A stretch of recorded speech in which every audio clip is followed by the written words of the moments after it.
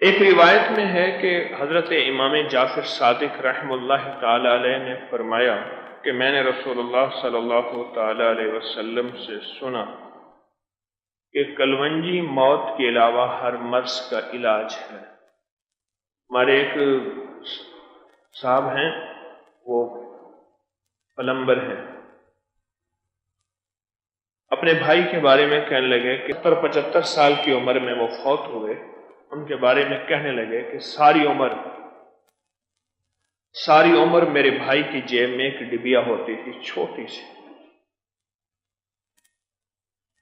اور وہ دن میں 2-4 بار اس میں سے چند دانے منہ میں چکھ لیتے تھے، ایسے دن میں 2-4 بار۔ تو پتہ چلا کہ وہ کلونجی تھی اور کلونجی کے دانے تھے، اور انہوں نے 70-75 سال سے زیادہ کی عمر پائی ہے۔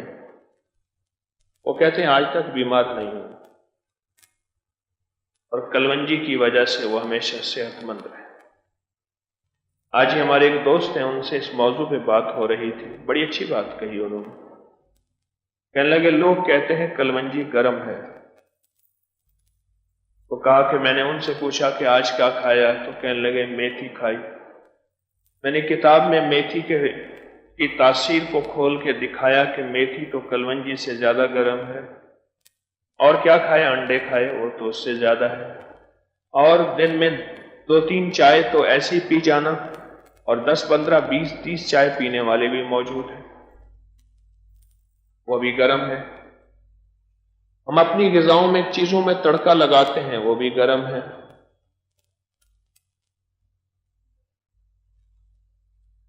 اچھا، یہ کلونجی اور شہد کے بارے میں وساوس بہت آتے ہیں۔ عموماً کلونجی، شہد اور زیتون کے تیل کے بارے میں عموماً وساوس بہت آتے ہیں، یہ گرم ہے۔ عرب جب تک ان کی غذاؤں میں کلونجی تھی، شہد تھا، زیتون تھا، اور پنیر جبنہ چیز جسے کہتے ہیں، یہ سادہ غذائیں تھیں، سارے عالم میں فاتح بھی تھے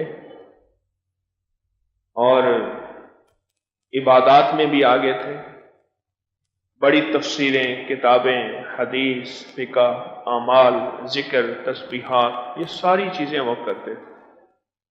اور وہی لوگ جب ان سادہ غذاؤں سے چلے گئے تو زندگی میں سب کچھ ختم ہو گیا۔